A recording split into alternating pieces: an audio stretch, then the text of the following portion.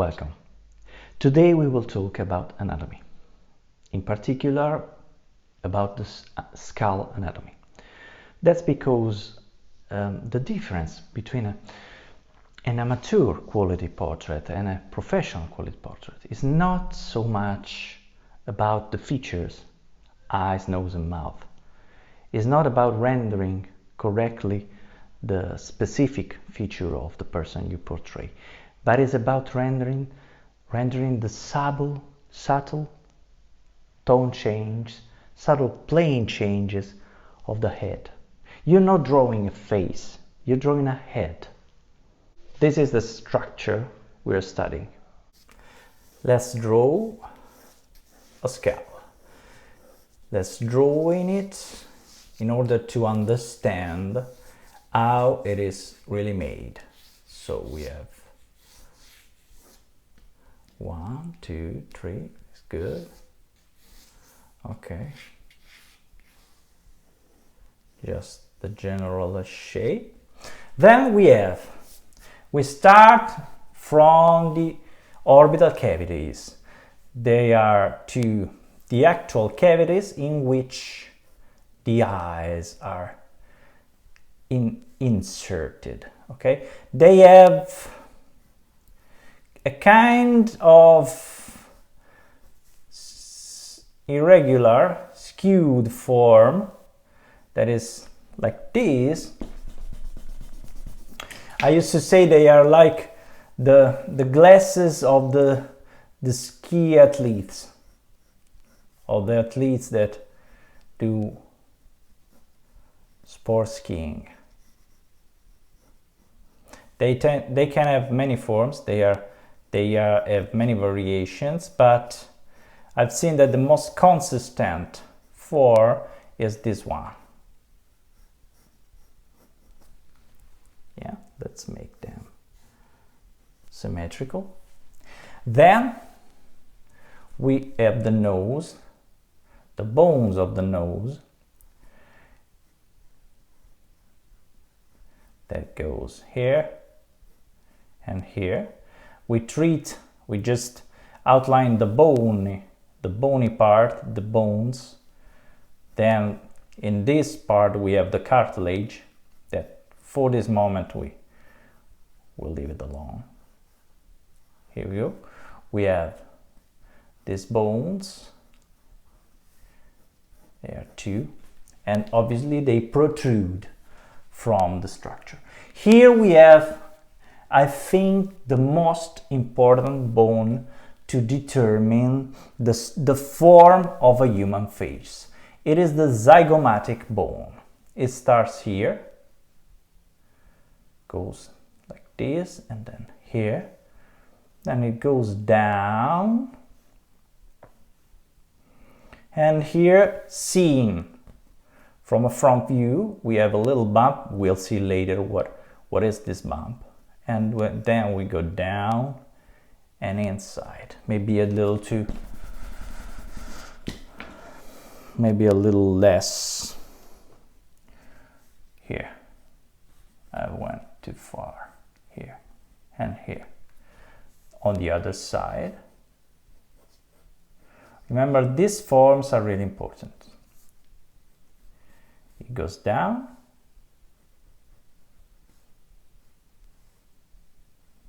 down, and up. I'm drawing from okay. Here, it fuses itself with the maxillary bone, the maxilla, with the so-called fruit cylinder. It goes like this.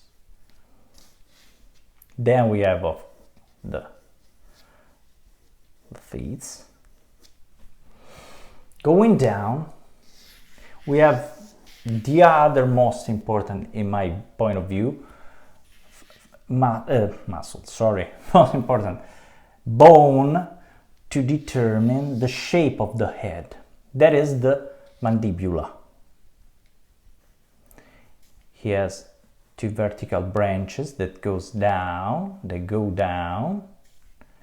Yes, it's very variable. In the case of a male head, it tends to be larger and more squared, and then it goes down. Maybe let's make it a little more.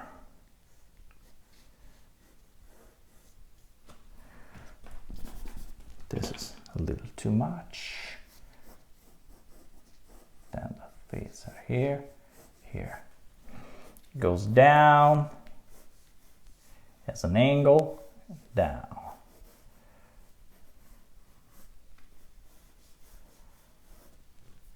Here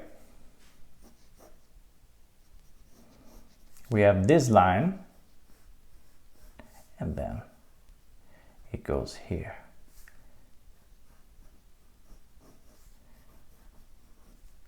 To the face are here. Going up, we have the vault of the head with its bones.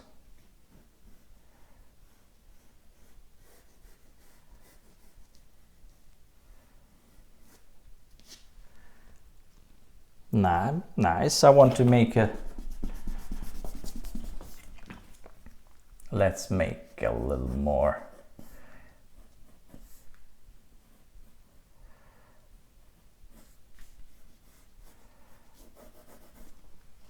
Yeah. Here you can see the model.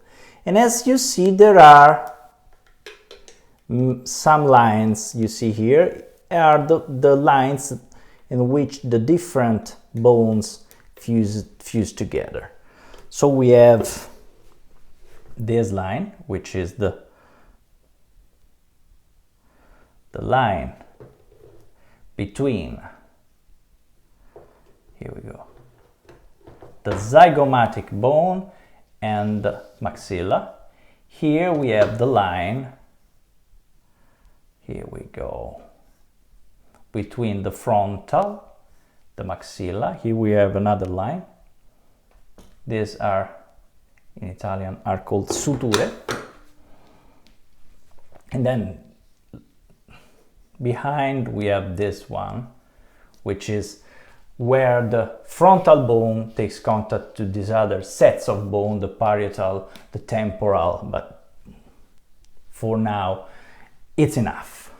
So we have maxilla, the nasal bones, mandibula, the zygomatic bone, and the frontal. I want to stress one part of this form. This line, this bone here.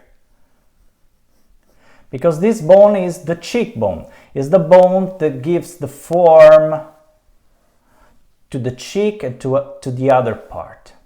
And as a tridimensional structure, it goes, let me make it a little more. No. It goes from back, goes down. You see this, but this continues to the ear, then it goes down, it goes forward, then turns, and then do like this. This bone is really important. So we have frontal,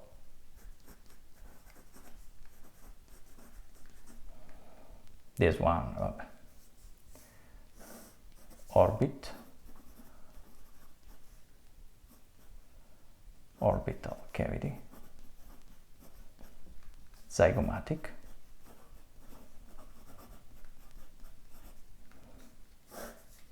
maxilla,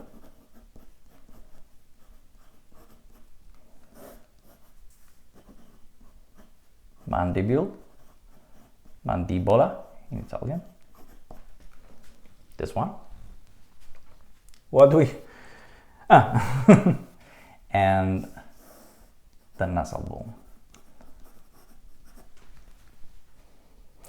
As you see, it's not too much. The important thing to remember is that there is a side plane. These bones goes from the side to the front. The mandibula, for example, has a lateral plane, a frontal plane, and a lateral plane. This is lateral plane, frontal plane, lateral plane. It's a tridimensional structure. You always have to remember this, because when you draw a frontal view, the most difficult thing is to render the tridimensionality of the head. This is round, for example. You have absolutely to render the roundness, it's not a proper term, but of this form. This form goes down here, then enters here. Side plane goes down, side plane goes here. This goes down here. Forward,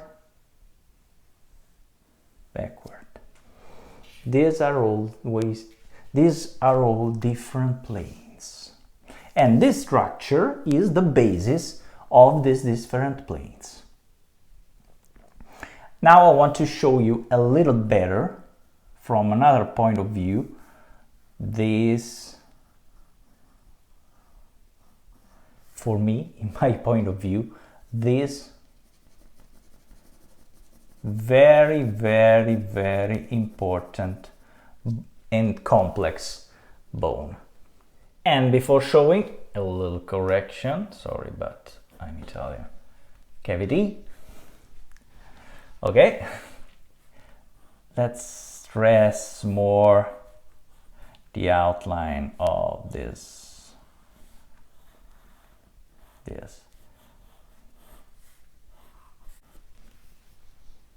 You can see better all these forms.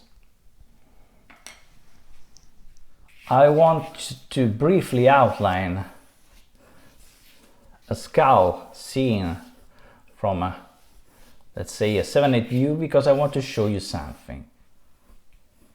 The zygomatic bone, and I want to show you. So the thing that I really wanted to show you more, the concept I want to be really clear in your mind, is that this is not flat. We have different, this is a frontal light, slightly from above. You can see it here because this is not lighted, because this is tilted. You can see this part is slightly tilted, so it doesn't take light. Hi, I'm Marco Barucco, a physician and an art teacher. I'm talking to you from a small town in the countryside near Rome, in Italy. During my medical study years, I started sketching body parts just to understand them better and remember them. It worked. I passed my anatomy and physiology exam, but something else also happened. I started to love drawing. So I began a parallel study on drawing techniques, and the more I learned, the more I love it. It's wonderful. The precious feeling of your pencil smoothly sliding on the paper, leaving subtle marks of graphite that build up until your drawing takes form. I started teaching because I know that you too can learn to draw. You too can feel the satisfaction of seeing your vision take form on a piece of paper. Join me and start your journey